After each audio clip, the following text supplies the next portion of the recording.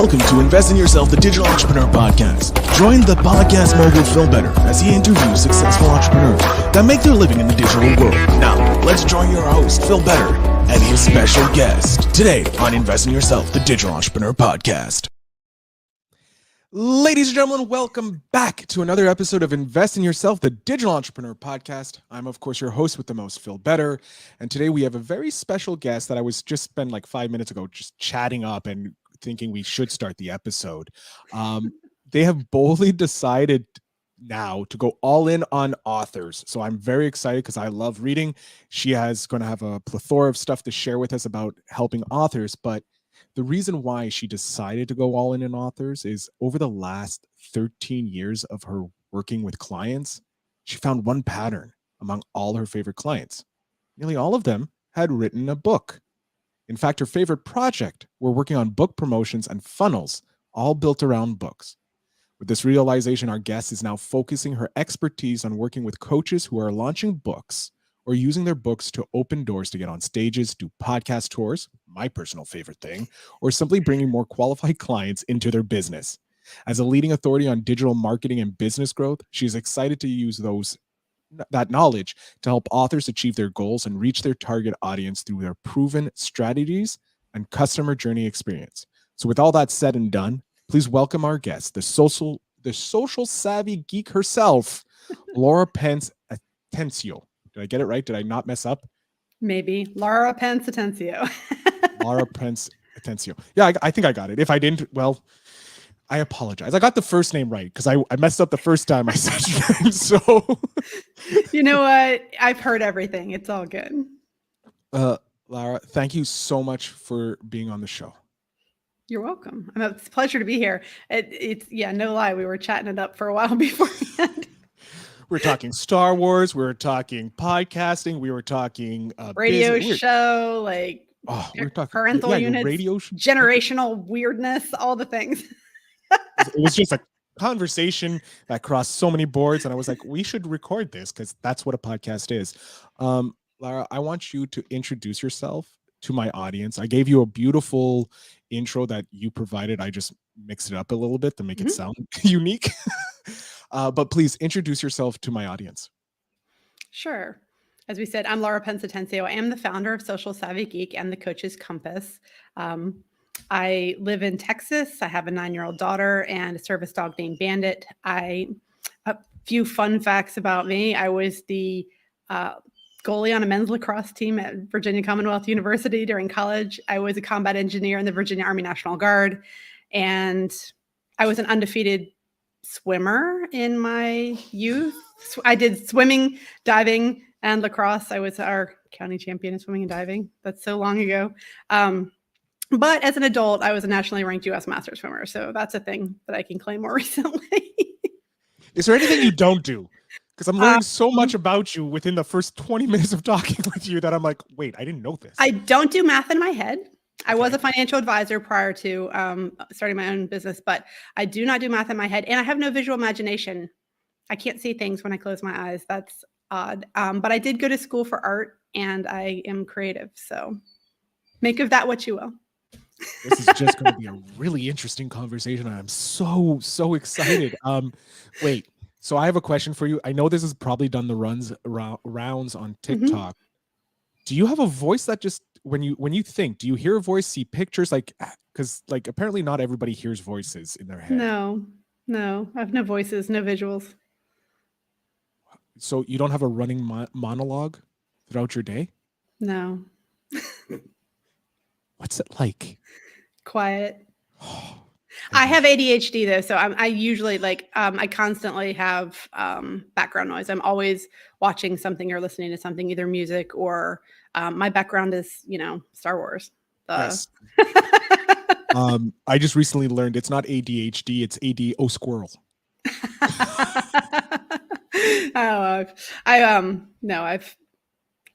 I was lucky. I was diagnosed in 8th grade, which in school in the 90s was a big deal. So literally nothing changed about my education, but at least they stopped telling me to hold still and expecting me to take math. They're like, you have a genius level IQ. You have to take these high level classes. And I'm like, but I can't do math. Please stop trying to make me. And they kept putting me in the higher level math classes because I'm so smart. And I'm like, but no, I can't do the math. I promise you. And it turns out I have a math specific learning disability as well. And they finally stopped trying to make me do math that was beyond my capabilities. Jeez. I can programs to do math. I can do formulas and spreadsheets. Like, why do I need to do the math? I don't. That's the answer. It's true. Like basic math, yes, you should know basic math. That's like everybody. But when you start getting like finding X for the Y and the circumnavigational of that is not for us regular folk. Yeah. And that lie that they were telling me, I'm sure that was passed by the time you were in school, but they were telling us, oh, you won't have a calculator in your hand all the time. And I was like, lies. So and I just tell people, if we have an apocalyptic event and math becomes critical, I won't be the person fulfilling that role. Somebody else will have to do that. Okay. I'll do the manual labor. That's what I'll do. Or you can be the lacrosse goalie. I was a combat engineer and I was quite the marksman. I was like, I can be on defense. I can fire the weapons. That'll be me. So when the apocalypse come, we have regular people who can take care of it. And you're in Texas, so I'm guessing you have at least 20 guns. I can confirm nor deny nothing. There we go. Lara, I all joking aside, I want to know what was the reason you jumped into entrepreneurship? I know you mentioned in our pre-talk the recession of 2008. Yep. But was there more to it? Were you always an entrepreneur, or was it just because of the reasoning? Well, it's a combination of recession and finally figuring out who I was. So I was a financial advisor. And so when the market tanked, I was one of the last people to go. They increased our sales goals and then fired us for cause for not meeting sales goals when nobody was doing deals like that. It was purposeful on their point. But even still, I managed to stay until pretty late into 2009. So I was doing all right. But what I discovered through being a financial advisor was that, firstly, they're a dime a dozen. You go to a networking event and there are like 10 or 20 other financial advisors, and none of them were doing anything to set themselves aside from anyone else. And my boss gave me horrible advice, like, go to these networking events, collect up all the cards, and then come back and dial the phone. And if he'd had his way, I would have been dialing that phone literally 10 hours a day, like from getting there till going home, dial the phone. And I was like, people don't like that. That's not the way to do it. So I ignored him and I went to the networking events, got cards from a couple of people per event. I would ask people, who are you? Why are you here? What brings you here? What are you looking for? How can I help? They would tell me that. And then I would help them find the people they were looking for, make connections for them. Sometimes I got lucky and the person was actually at the event and I'd introduce them and they'd be thrilled. Sometimes I had to go back to my office and instead of dialing the phone, I would go through my LinkedIn connections and find people and make introductions via email or whatever. And then they would say, thank you so much for helping me. What do you do? How can I help you? And then I would tell them I'm a financial advisor. And then they'd be like, oh, I already have one. Of course you are. You're successful. I assume you do. But then I'd go through the questions that we would normally ask during the referral part, which were gold. So I was using real life networking and online marketing using social media for relationship marketing.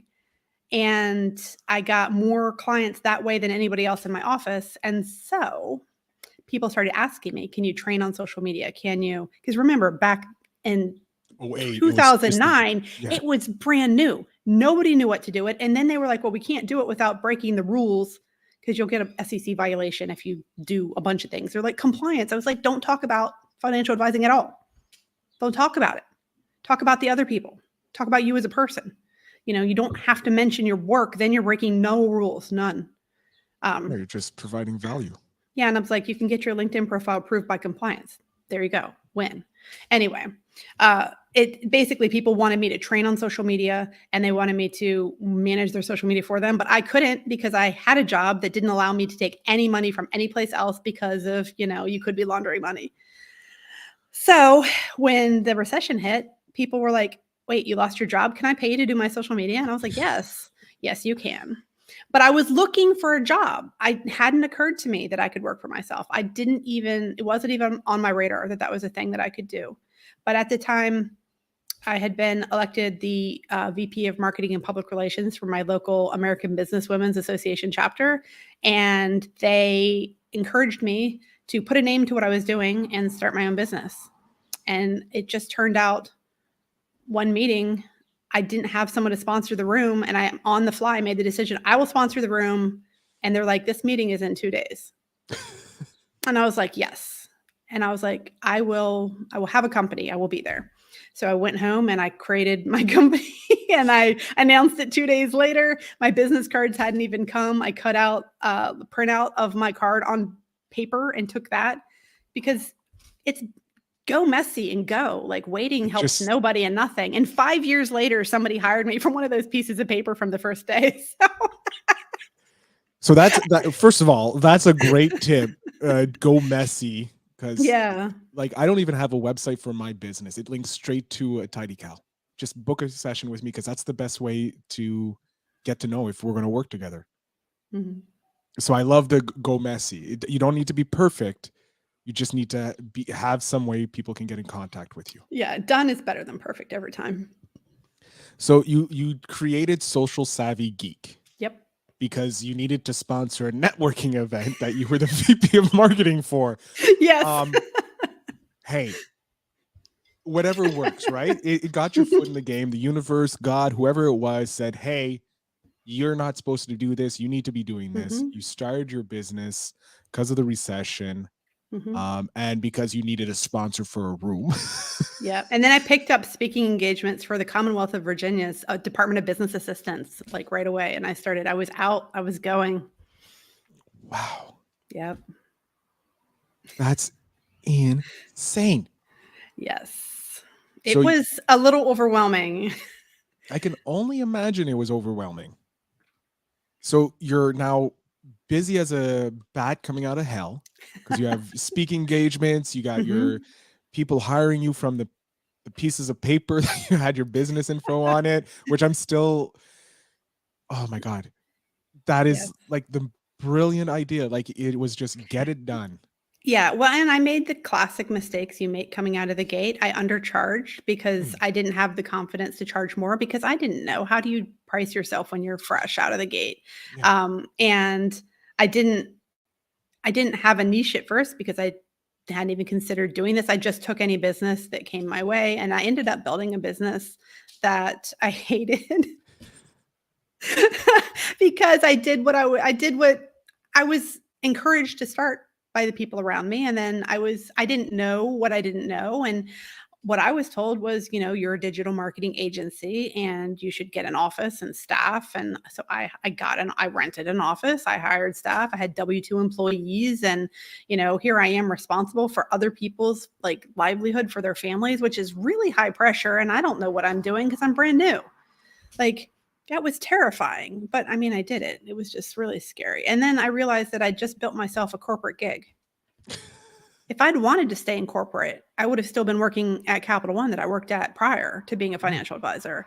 I mean, I've never really fit in at any of my jobs, because I would go in and say, this system is broken, this sucks, let's fix this. And I would improve things. And I have this gift from God for seeing like a mess and going, ooh, chaos. And I create order from that chaos. And then I put it into steps and systematize it. And then it works smoothly. And once I would run out of things that were broken to fix, or they wouldn't let me fix things, and I would get bored. And there are people working in jobs that I worked with, gosh, I'm old now, 30 years ago, who are still there. And I'm like, why are you here? You didn't like it 30 years ago. But they just stay. Security. It's the security of that paycheck. Yep. And I was, I guess, considered a job hopper, because I'm like, this sucks, I'm out. I got yelled at for being a job hopper by my parents. Yes. Like, no one's going to take you seriously if they see you only staying in a job for 1-2 years and jumping all around. And now I look at it, I'm like, I stayed 10 years in a job that I despised. Yes. I should have been a job hopper. Exactly. Well, not somewhere. I had some steadiness to it. Like I managed movie theaters for a decade, and but I hopped from location to location within the company, and they would send me to train whole entire new theaters, and I would fix their systems, and I would make a theater better. And so as long as they were allowing me to do that type of work, then I was happy. But then they wanted me to take my own theater and be like in one place. And I was like, I can't do that. That's someone else's dream and I don't want it. So I left. Oh, so yeah, you're a job hopper. You're getting all these amazing things. You create the Social Savvy Geek because you Mhm. had to sponsor a meeting, and then you built the company that you despised. I wouldn't go that far, Well, but it wasn't the company you wanted. yeah, I loved my clients. I loved the work I was doing, but I didn't like commuting because why? And being in charge of managing a bunch of other people. And I mean, I like managing people, but I didn't like the way that it was set up with unemployment insurance and the seriousness of it all, and not having like I didn't want to work. Like I had some clients who were restaurants and clients who were mortgage advisors and other financial advisors, and a lot of like I did some brick and mortar work at the beginning, and basically decided that that wasn't my favorite. So I stopped taking those clients. Makes sense. And I went back to working from home. I mean, I've had an office from time to time. Sometimes it makes sense to get out of the house. Like when my Yeah. daughter was really young and she couldn't figure out why I was home and she couldn't have me, I would leave and go to an office. But she's old enough now that she knows mama's working. So, Mama's in her office. Don't come a knocking. well,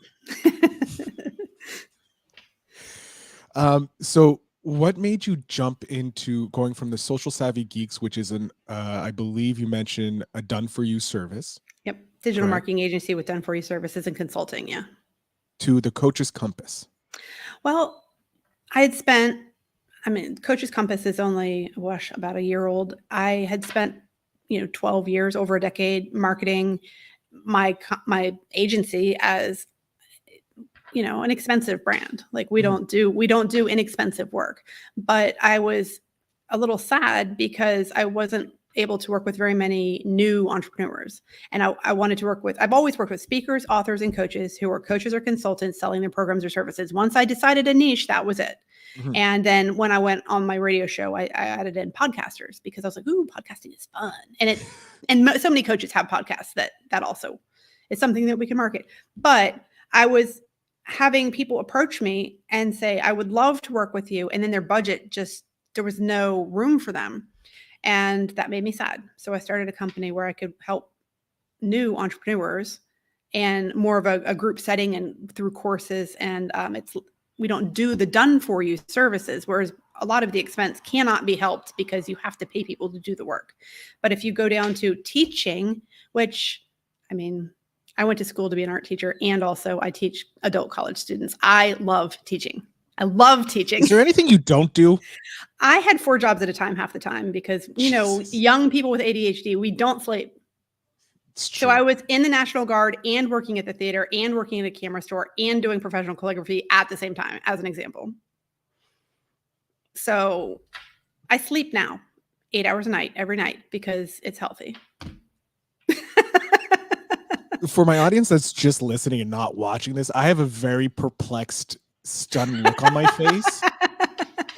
This is the first time I've interviewed someone that's like, I had 4 jobs and then I did this, I've done that, I've done over here, I do this now. No wonder you have ADO squirrel.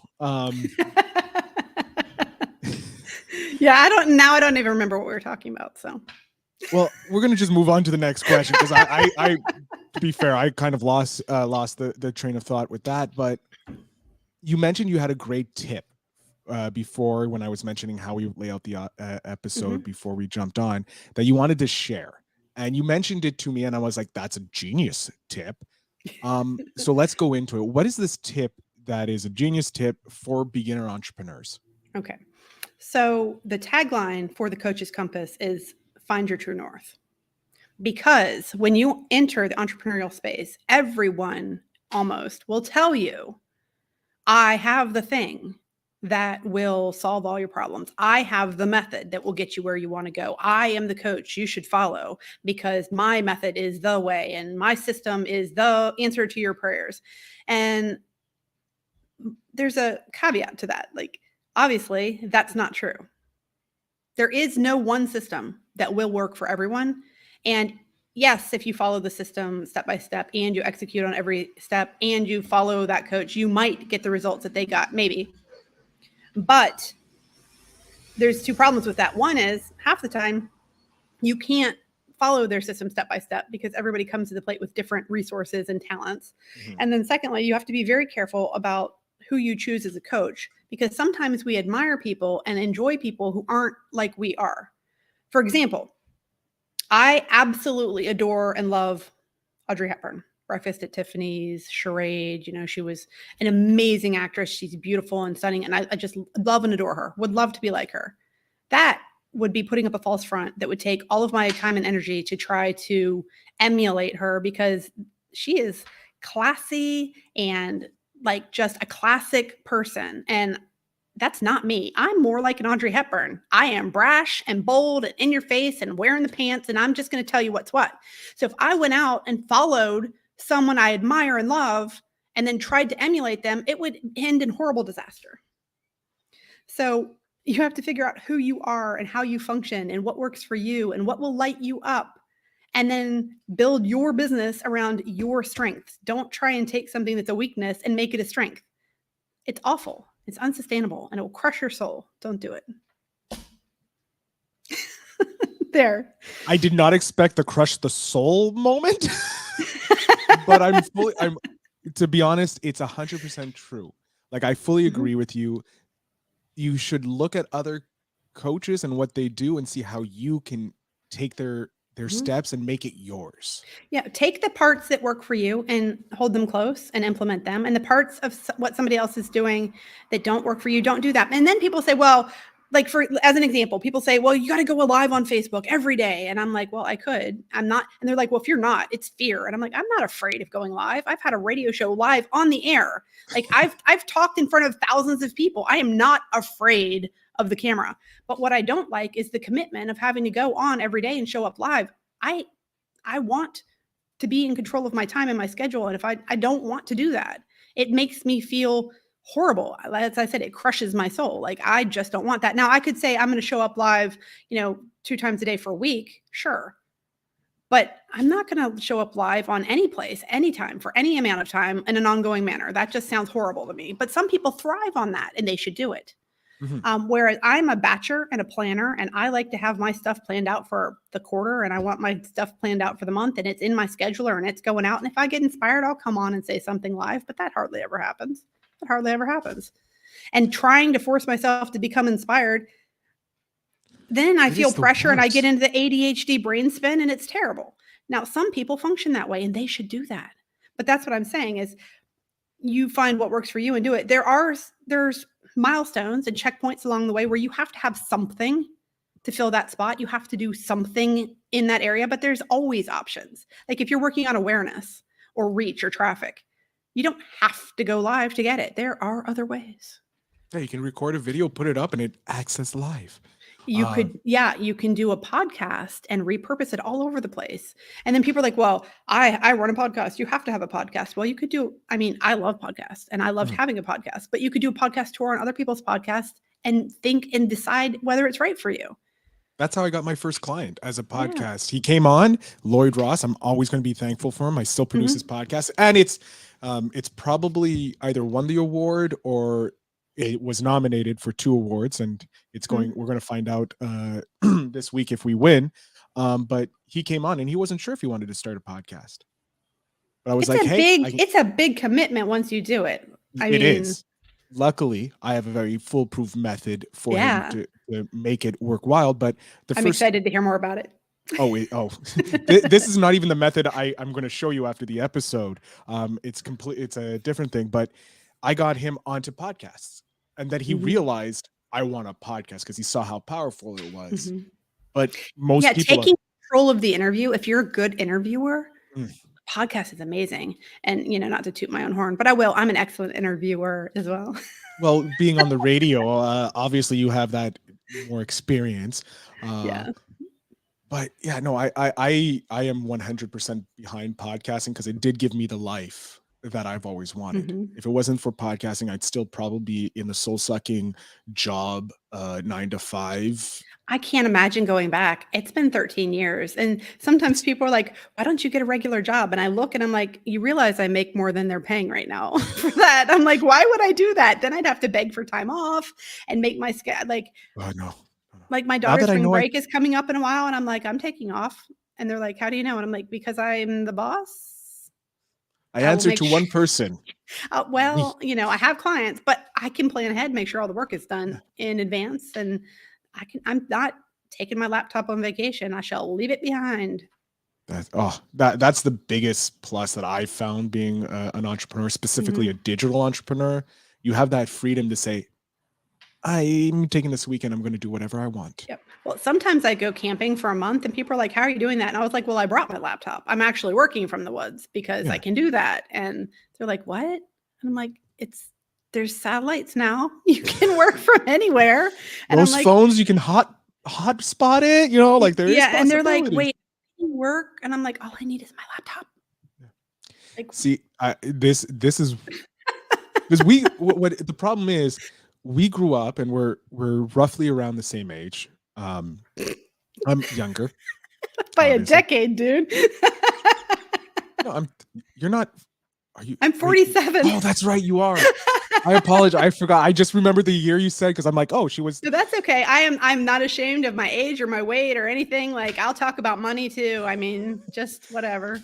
But yeah, so like we grew up in the same age where we came to age with the internet and being told, don't trust the internet, da da da da da. It's all full of scammy people, and then and the affiliate marketing and all that. And now people are like, wait, you can make money on the internet? It's like, where have you been? You've been using the internet. I've been building websites and blogging since before building websites and blogging were a thing. Like, yeah, because I'm a dork. That's why you're the social savvy geek. I come by the geek honestly. It's not just the love of Star Wars and like truly like geeky things, but also that I started building websites in 1994, which is, if you remember when the internet came along. I just had a traumatic experience of sound. The one thing that will horrify every millennial, Gen Xer, and Boomer probably is the sound of the dial-up internet, which I hope I never have to hear I just heard it in my head because you said it. And everybody listening who is one is like, I hate you, Philip. But and my daughter, who is 9, has absolutely no concept of anything we're talking about right now. That hurts more. When I talk about stuff and people are like, what do you mean? I don't understand what is that? And it's like, she's had an iPad since she was 2, so she has no concept. I have a nephew who's 5 and he can FaceTime me. She's been FaceTiming since she was 2. Jesus. And initially that's what we let her use it for. And then I would, mind you, she's 9, she still doesn't get it unsupervised. Of course, because we grew up. We know what what people are on the internet. We know what the actual dangers are. No, when she's playing Roblox, Mama's playing Roblox. When she's playing Minecraft, Mama's playing Minecraft. We are on the same server, and no. And it makes full sense because one, it's also a bonding experience with your daughter. You're sharing something you love, but also you're protecting the hell out of her because you know the stupid people that are on the internet. When she picks the games, it is not something we both love, but I love her. I said it's a bonding experience. I didn't say you have to love it. I'm waiting until she's old enough to play console games well, so I can kick her butt at all the Star Wars games. It'll be fun. There you go. It's a win-win. You get to destroy your daughter's confidence in the consoles while she destroys my mom your kicked brain. my butt. I survived. My mom is an Atari and Nintendo fiend. Like she could get all the way through Mario without dying. I'm not kidding. And I've never been able to do that. You watch you read the book Ready Player One, not the movie. The movie's totally different. But if you read the book, the skill level those people have in that book, that's my mom. Wow. Okay. Yeah. I want to go into a core memory because we're going to jump all over the place. If I don't ask these questions, I'm going to feel horrible. I mentioned the core memory beforehand, and you said you had a great memory that you wanted to share. Well, it was more the story of I started my business because of the women at American Business Women's Association, which I haven't been a member of in a long, long time, but that's where I got my start. And the first client I have, her name is Vicky, and she kept me on retainer for 7.5 years. It's a long time. Yes, and now she still brings me her books whenever she has a new book. She brings it to me to edit which I only do for her, so don't ask. And then I was nowhere even close. I'm like, no, but that's people listening might be like, oh, you edit books? No, only for her because she's, as we say, my first client. And I did her blog for almost 8 years, and therefore I know her voice, and that's why it's so easy to edit her books. But I do the marketing still for her and do graphic design and that kind of thing whenever she has a project.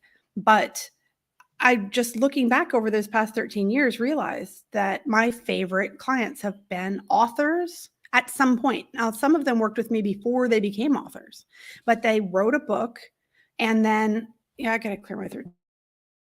Somebody's burning something outside of here right now. Like there's on purpose, like a bonfire or something. I'm like, oh my God. Well, but just they're waiting for the snow to come because down in Texas, you guys are getting our snow. No. I live in the Gulf. I'm like so close to Louisiana. Like, Okay, I often go to Louisiana instead of Texas for things because I think it's Charles City is closer to me. Like than an actual. Yeah. That's how big Texas is. But I am 10 minutes from the water. Oh, I hate. Yeah, I moved down here on purpose because I was in Colorado for 8 years, and the cold it like physically hurts me. I can't stand it. It was too cold and too expensive, and I didn't love it. And it's nice to visit. I have family there. I'll go back for visits. So we're going for spring break, but there won't be snow. I hope it's April. It could. Anyway, here if you go to the mountains, yes. It's been in the 80s. I've had my windows open for 3 weeks. It's brilliant, and it doesn't snow here. Like they said, like maybe once in a decade or something. And I'm like, that's too much, but okay. Once in a decade. I'll be okay with once in a decade. I'm in Montreal. I lived in Syracuse for like 2 years, and I got more snow than I ever wanted in my entire life in those 2 years. And they were like, oh, it's so mild. And I'm like, it's 8 feet high. They're like, yeah, it's a mild winter. And I'm like, y'all are insane. I'm from Virginia. I'm used to all the seasons, but I prefer summer. So I moved south. In a smart way. Don't come to Canada during winter. That's all I'm saying. No, the only good thing about winter is ice hockey. Yes, something we both share a passion for. Go Capitals. Go Habs, greatest team in the world. But anyway, it was the books. It was the books and the funnels and doing marketing for authors. And of course, my favorite authors to work with and the ones that I'm the best at helping are those who have a business around their book.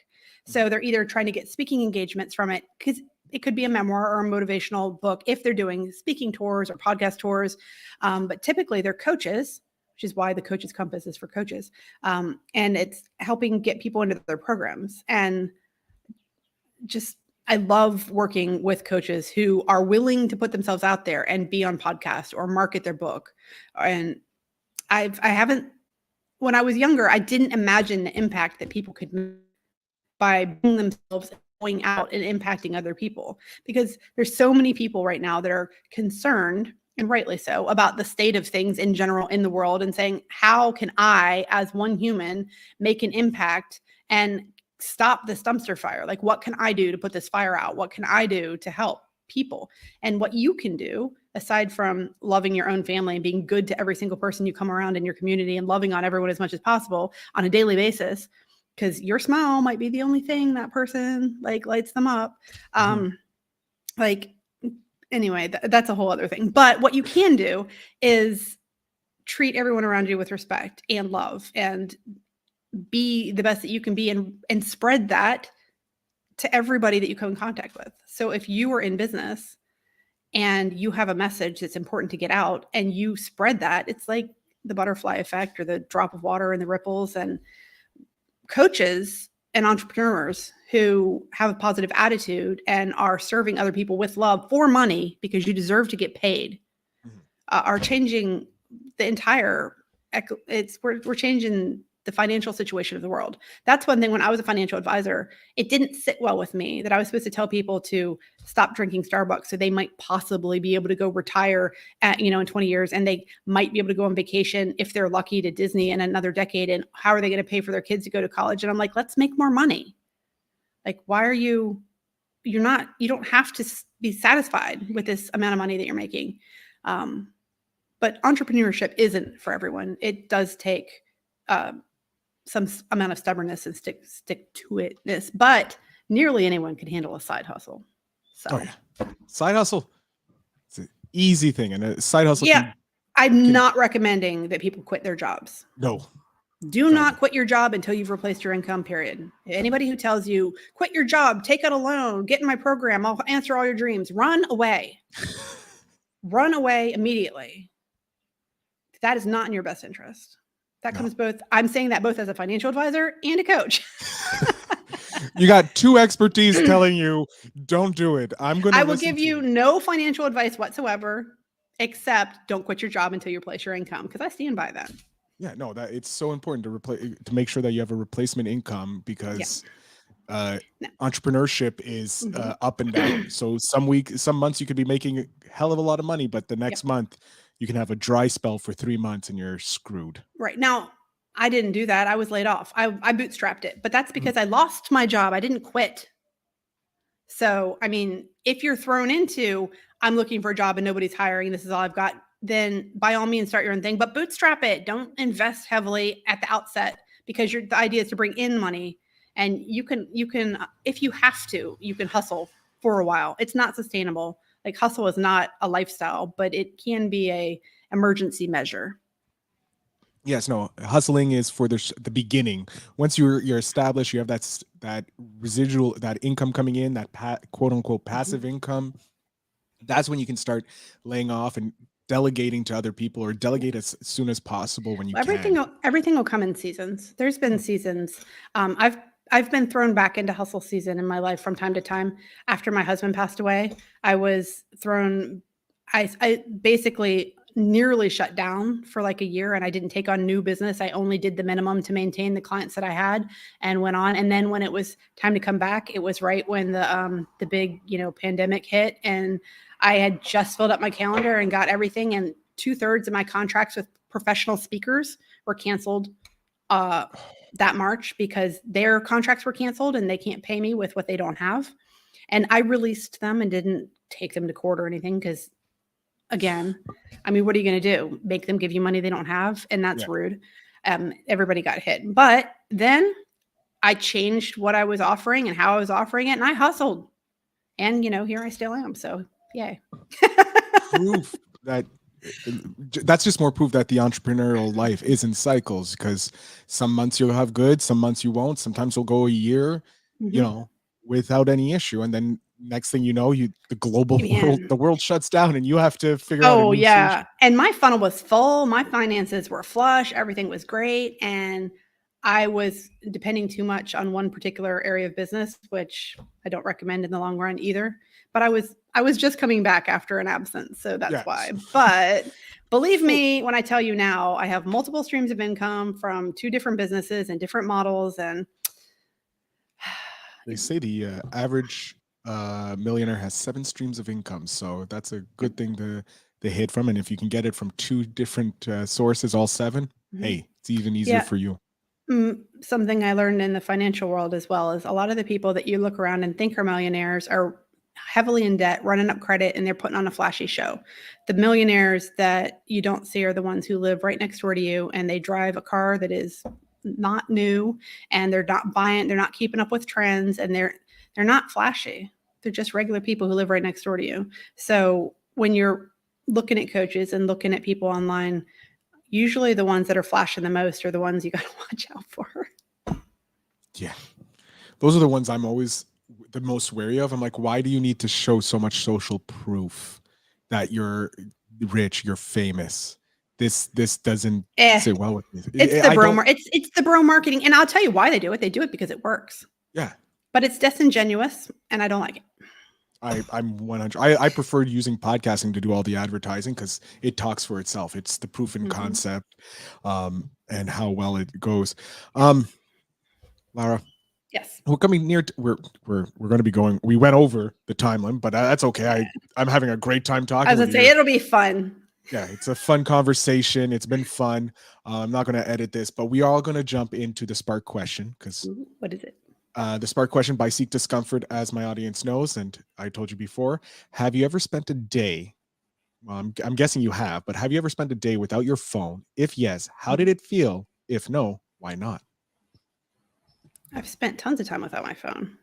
I figured as much Um, since you go camping and you like to take vacations and like disconnecting. So How did it feel? Like the first time you did it? Because I'm guessing you built your business with your phone because you needed the internet. Mhm.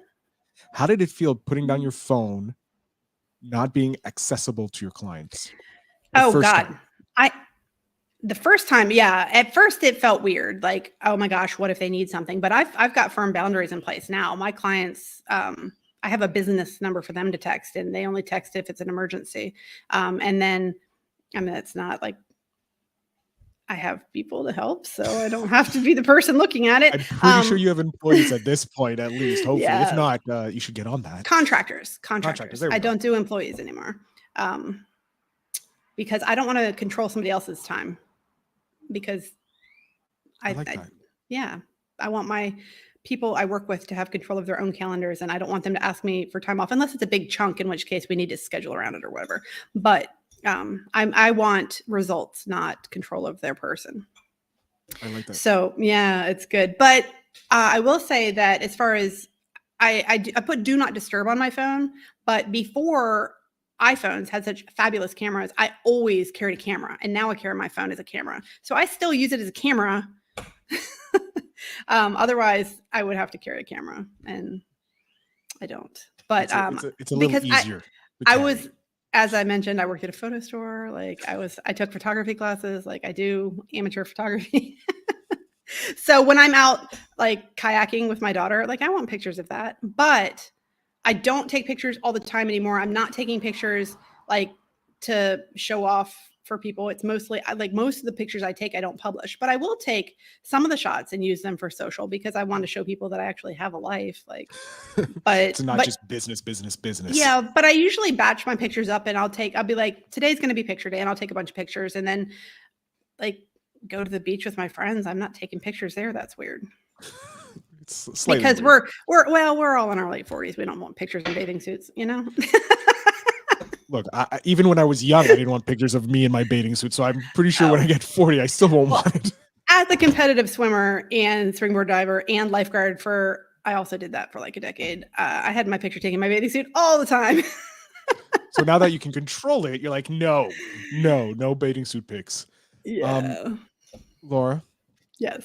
Thank you for being on the show. I'm going to jump off. I want you to let my audience know where they can get in contact with you with like the Coach's Compass, how that works, because I'm pretty sure I do have a couple coaches who are looking at launching some books and they may need some help. So the floor is yours. Awesome. So my favorite platform is Twitter. I'm Social Savvy Geek and the Coach's Compass pretty much on all the platforms, but you can find me at socialsavvygeek.com, thecoachescompass.com.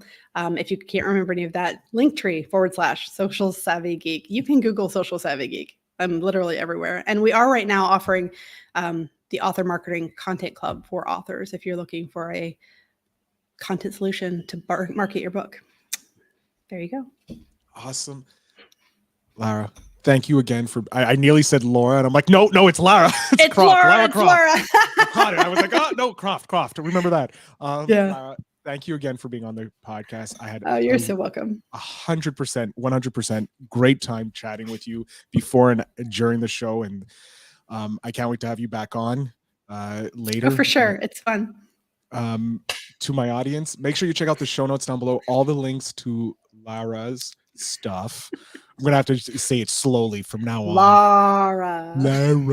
Lara's stuff will be in the show notes down below. Make sure you connect with her, and if you're an author, do take that package. I forgot what you called it. The Author Marketing Content Club. There we go. The Marketing Content Club. Join that. See what it's about. See how you can get the freedom that you deserve, and remember to always invest in yourself.